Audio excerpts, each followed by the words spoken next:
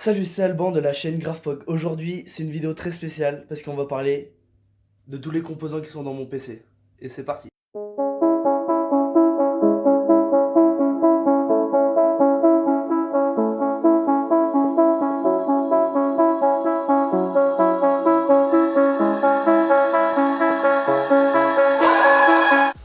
Alors, je suis là.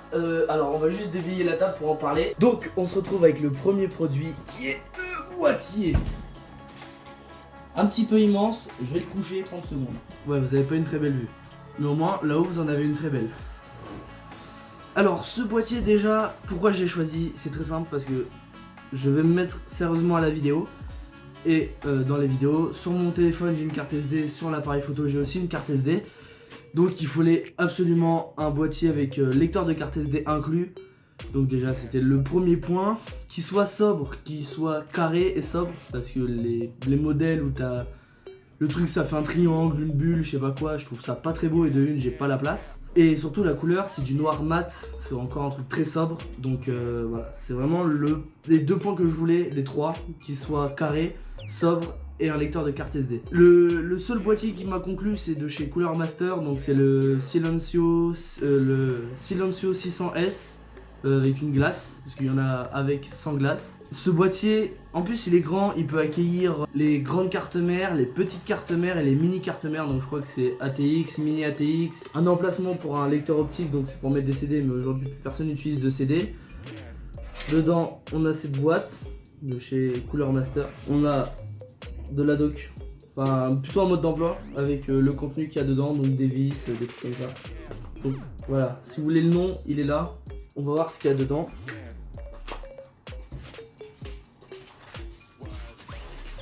Là, je suis en train de faire le montage de la vidéo. J'ai enlevé un plan parce qu'il est vraiment mal fait. Donc, juste ce que je voulais vous dire, c'est que dans cette petite boîte que vous avez vu juste avant, il y avait ça et ça. Donc, en fait, ces deux trucs, ça se met au-dessus du boîtier. Et c'est soit on met ça et ça laisse pas du tout passer l'air, voire très mal. Mais c'est comme le boîtier, donc ça, c'est plus beau pour la vue. Ou soit on met ça pour que l'air, comme vous voyez, il y a des trous, pour que l'air passe dedans et que ça soit moins beau à voir. Mais moi, perso, je mets ça. Bon, allez, je vous laisse avec la suite de la vidéo. On va le retourner, on va ouvrir de l'autre côté.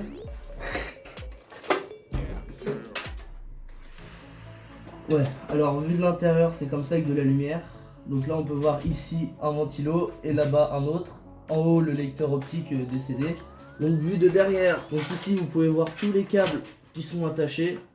Donc ici il y a le lecteur de carte SD, le jack et micro, donc c'est un seul, donc à mon avis si je veux pouvoir l'utiliser séparément, il va falloir que j'achète un adaptateur. Deux USB 3 je crois si je ne me trompe pas, deux USB 3. Ici le bouton de reset et ici le bouton de power pour pouvoir allumer la bête. Donc la carte mère c'est la MSI MPG Z390 Gaming Plus.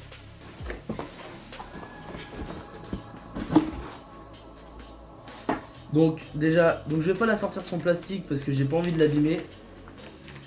Mais déjà, voilà la carte graphique. Elle est comme ça, elle est assez grande, c'est une ATX. Ça, très important, c'est pour pouvoir mettre les connectiques sur le boîtier.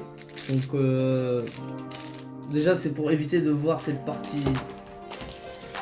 C'est pour éviter de voir cette partie là qui est pas vraiment très belle ici. Et on met plutôt ça à la place avec un beau MSI. Le CD de mise à jour du BIOS, un petit autocollant de MSI. Donc là c'est du câble SATA pour les disques durs. Il y a 4 emplacements RAM, il y a 6 emplacements SATA donc pour mettre du stockage, soit SSD soit HDD. On a 2 PCI Express et 4 autres PCI. Ici et ici qu'on peut mettre 2 emplacements de SSD M.2, donc c'est meilleur que le SSD tout court, donc ça se visse directement sur la carte mère. Et bah on a fait le tour de ces cartes mères, elle a un boîtier audio et Wi-Fi intégré. Le Wi-Fi c'est de 10 à 1000 mégabits par seconde, donc c'est vraiment assez puissant. Donc ça supporte la fibre. Que dire de plus, elle est très belle, très design, elle est noire, je pense que vraiment... Quand je regarde mes autres composants qui sont là-bas, je peux voir qu'ils sont vraiment noirs intégral ou plus ou moins noirs. Donc je pense que c'est une config totalement noire que j'ai pris. On va vite parler de l'alimentation. Bon, c'est pas un truc exceptionnel, c'est juste que j'ai pris encore une Corsair. Je pense que la majorité des périphériques que j'ai pu prendre, j'ai essayé de prendre du Corsair, parce que comme ça fait une seule et même marque. Donc c'est l'alimentation de 800 watts. Elle est full modulaire, ça veut dire que je vais vous montrer. La dessert câble, c'est encore très pratique, qui est 2 vis pour fixer. La dock, donc là voilà, c'est là que je dis qu'elle est full modulable, c'est-à-dire que en fait il y a juste le bloc d'alimentation et aucun câble. Celui-là, il n'est pas fixé dessus, et tous les autres câbles, ils sont là, ils sont dans cette pochette. Comme on peut voir, il y a tous les câbles. Désolé, je coupe encore pendant la vidéo, mais je suis en train de faire le montage et là il y a un plan qui est incompréhensible.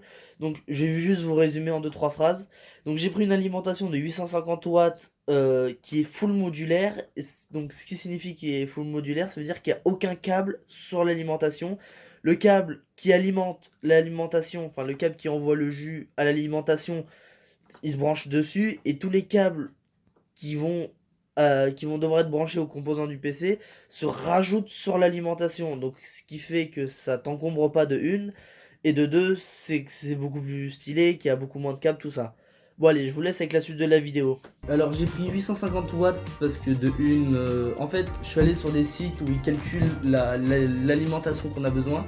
Et moi j'avais besoin de environ 750 watts. Sauf que si dans 5 ans je veux changer un élément et qu'il me faut beaucoup plus de watts, et j'ai pas envie de racheter une alimentation, donc j'ai pris 850, comme ça je suis large. Donc je vais vous parler de l'alimentation, encore du Corsair, c'est le H115i Pro RGB. Dans le RGB il y a le bloc du processeur et les ventilos qui sont RGB. C'est un double ventilo parce que dans mon boîtier j'ai pas la place d'en mettre 3, et 2 je pense que c'est suffisant, 1 c'est pas assez suffisant, 2 à 20 et 3 c'est abusé.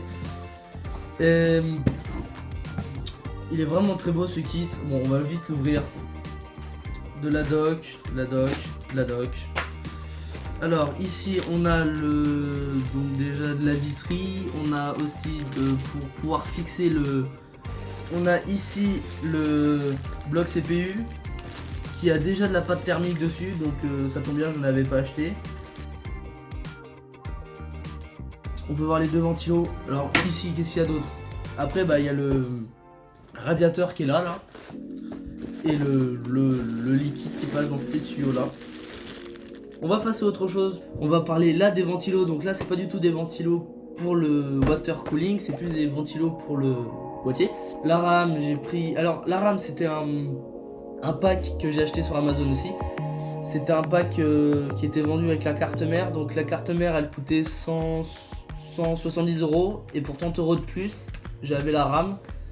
Et donc la RAM c'est 2 fois 8 Go, donc je suis à 16 Go au total. C'est du 3000 MHz par seconde, donc ça veut dire il y a un bon débit.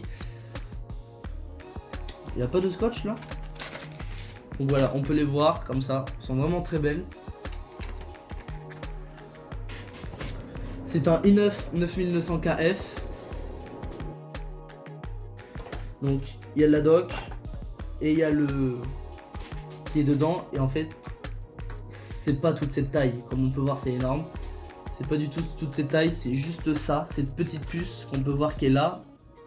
C'est juste très bien mis dans la boîte pour pas que ça bouge dans la boîte. C'est vraiment une toute petite bête. Alors j'aurais pu prendre le i9 9900K tout seul, sauf que déjà d'une, lui il est moins cher de 50 €.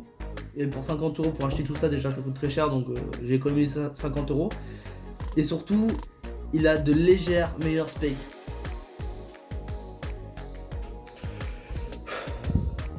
Alors, on va vraiment passer au dernier produit que j'ai pas pu attendre de faire cette vidéo pour le déballer. Je suis vraiment désolé, je l'ai déballé avant cette vidéo. En plus, je l'ai déballé il y a 4 jours à peine. Donc voilà, c'est la RTX 2070 de chez Zota Gaming. J'ai vraiment pas pu attendre avant de la déballer. Le packaging extérieur était vraiment très beau. On va vraiment la déballer parce que je peux plus attendre. Il faut encore que je la vois parce qu'elle est trop belle. Alors, on arrive sur ça. Donc j'espère qu'à l'écran en haut, on va voir parce que c'est vraiment le truc très très beau. Si j'appuie d'un côté, ça fait ça. ça, l'animation qui a été faite, le temps de travail, on peut voir que c'est vraiment magnifique. Donc ici on a les remerciements. Ici là on a les remerciements d'avoir acheté la carte, 3 papiers pour dire comment elle fonctionne. C'est une carte graphique hein, sans plus. Alors ici on a vraiment la carte graphique qui est mise dans de la mousse. Avant de la déballer, on va juste voir ici qu'il y a les câbles d'alimentation.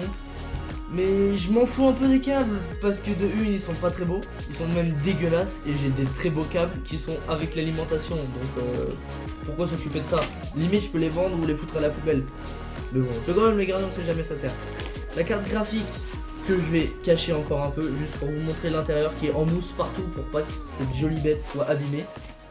Donc là voilà la belle RTX 2070 de chez Zota Gaming. Alors j'ai choisi cette carte, en fait à la base j'aurais voulu préférer prendre une Asus ou une MSI, des marques que je connais. Il y a, je veux dire quoi, il y a un mois j'ai fait ma liste et j'ai commencé à commander. Et je suis allé sur des sites de comparateurs de prix et j'ai vu que la carte graphique Asus que j'avais choisie était disponible à un prix vraiment très bas. Donc je l'ai mis de côté, donc je l'ai réservé et j'ai dit bah le temps que j'achète, voilà. Et un soir au moment de l'acheter, je remarque qu'elle a été retirée de la vente tellement qu'ils ont eu de commandes.